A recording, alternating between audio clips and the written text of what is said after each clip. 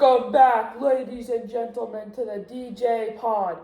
Today is Season 5, Episode 1. New season, ladies and gentlemen. Of course, we are back. And to start off this season, we are going to be talking about Born a Crime by Trevor Noah. One of my favorite books that I've ever read. Yes, we will get into our opinions later in this episode. But Born a Crime is an autobiography by Trevor Noah, who is an actor / comedian who now lives in the United States of America. Even though he did immigrate from South Africa. Leading up into our characters, Jack, what would you say was your favorite character and why? I would have to say my favorite character is Trevor Noah, and this is because he sort of like reminds me of me a little bit. He's always like joking around and stuff, but he also is like a very kind person. Yeah, very humble there, Jack. Yeah. Yes, so Trevor Noah is the protagonist of this book. And leading into our antagonists, there's multiple antagonists, one of which, this isn't really a person, but it's apartheid. Apartheid is pretty much, it's racism at a different view. So it's, Jack, do you want to explain apartheid? Yeah, so apartheid is basically racism during South Africa, and it's like the different groups, So pretty much what the white people did is they turned the many different types of black native tribes against each other. So then they believed that those are people that were mad at each other, while the white people were just controlling them the whole time. And the white people were also put into much like wealthier places, while the black people during apartheid were like forced to live in parts of the world that were a lot harder and less wealthy parts of South Africa. Yeah. So that's one of the antagonists, and that's very, we can almost compare that to slavery because of what they did to the people. They just stick at that, like they give people land, there's nothing on the land, and that's all they have. They just like have to live off that and get out of the mud, pretty much. Mm-hmm. Another antagonist here in this book is Abel. He is the stepdad of Trevor Noah, and he marries Trevor's mom. And yeah, what are your opinions on Abel? I personally do not like Abel. I think he is a very selfish person, and he was especially unkind to Trevor Noah and made his life very hard. Yeah. And almost ended up killing his mom. Yes, we will talk about that in a minute. Leading on to the events of the book and how these characters, in this book, it's kind of chronological, but it's mostly just short stories that happen throughout Noah's childhood. And before each little short story, there's a little one-page introduction that explains different things that are going to happen in this chapter, and a lot of it is about what's happening in South Africa during that time. So, Jack, what would you say was like your favorite part of this book, like in the order, like when he was younger, when he was older? I think I liked the part where he was like kind of in his teens, because especially during apartheid in South Africa, it was not easy to make money. Mm-hmm. And the different like creative ways that he found to make money, sure. Although like they were illegal, it was interesting to read about and like find out how different people would make money without getting a job. Yeah, I love the part where he's hustling, yeah, and sure. He doesn't make a ton of money, but he's working 7 to 7 every single day to make barely any money, but he has to do it to survive. Yeah. So this book, the plot pretty much, it's not really, it kind of like goes up and down like a normal nonfiction book. But there are many challenges that he faced, and a lot of it, one challenge that he faced that I remember is when he has to, multiple times, he has to decide between which group he wants to choose, like racially. Does he want to choose the black group? Does he want to choose the white group? So some of these times he's at school, multiple times at school. Also when he's at prison, he has to choose between this group and this group.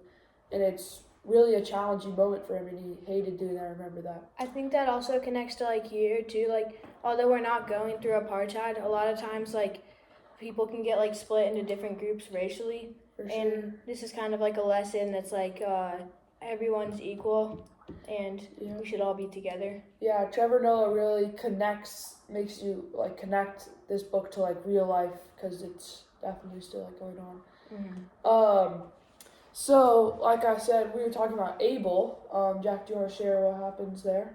Yeah, so Abel is his stepdad, and at first they have a really good connection with each other, but as the book goes on, he starts like beating Trevor. He like hurts his mom, like hits her, all that.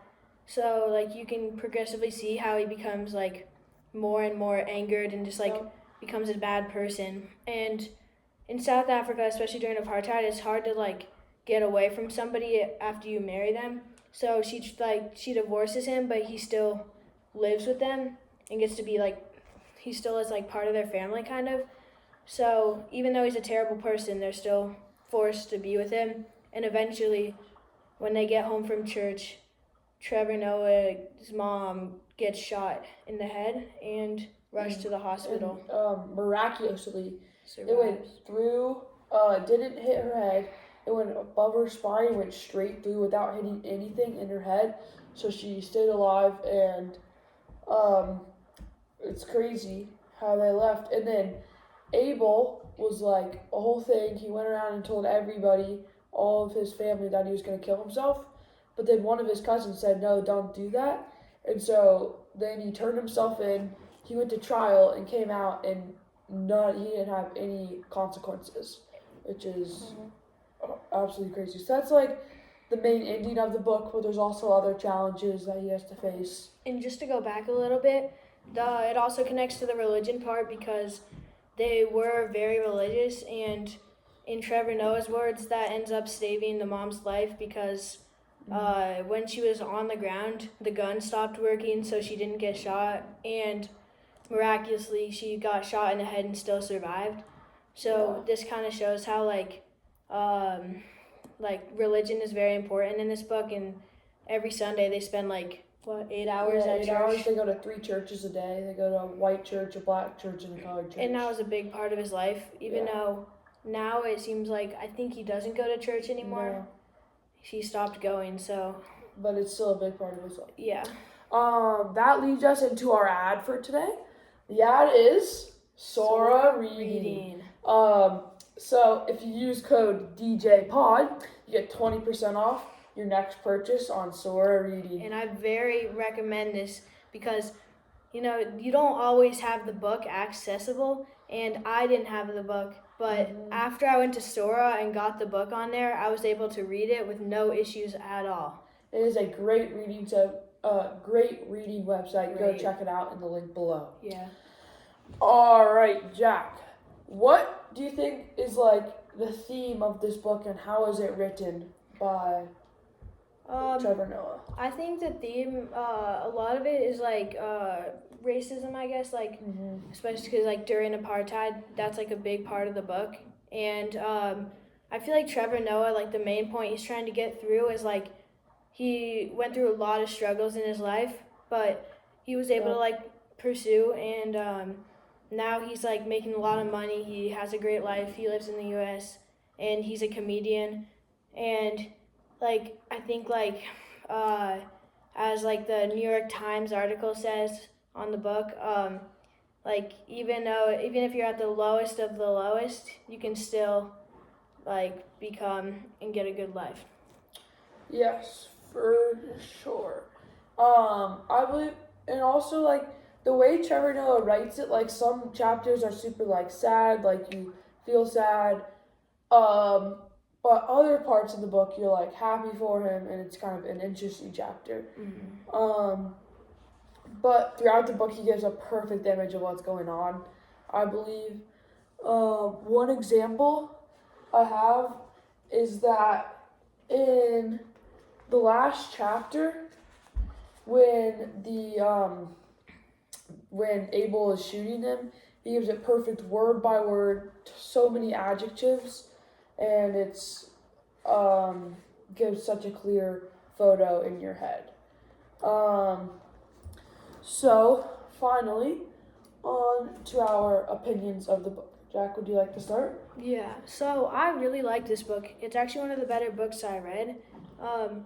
I think like a lot of times when I'm reading books, like it gets like a little like less interesting. There's parts like you don't really want to read, but this was like a very consistent book, and I think like I really enjoyed every chapter, and like everything had like action. It was fun to read, and it's also great because it connects to like our real life, because like obviously it was part of his life, and so you can kind of connect it, and like it makes it a lot more interesting.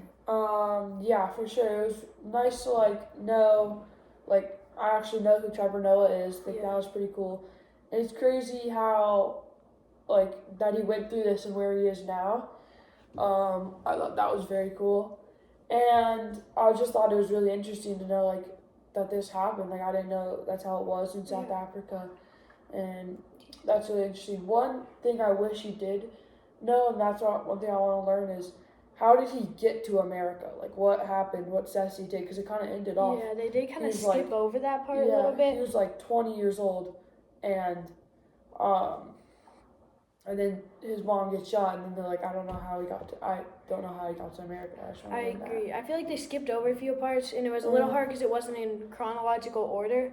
Yeah, but most of it. I mean, some of it was like kind of went up as he got older, but it wasn't like it kind of skipped a little bit. For sure. But as you said, like I think this really highlights like a lot of times you don't really get to know like what's going on through the whole world, and like this was great for me because I could like kind of like discover like, oh, I did not know that was happening. Yeah. And like everything's not perfect, and like you can see that like other people have it like a lot harder and stuff. So it just makes you appreciate your own life too. Yeah, for sure. All right, that is wrapping up the first episode of season 5 of DJ Pod. Season 4. Oh, season 4? Yeah. All right, season 4. My bad, guys, of DJ Pod. Thank you for watching, and we out.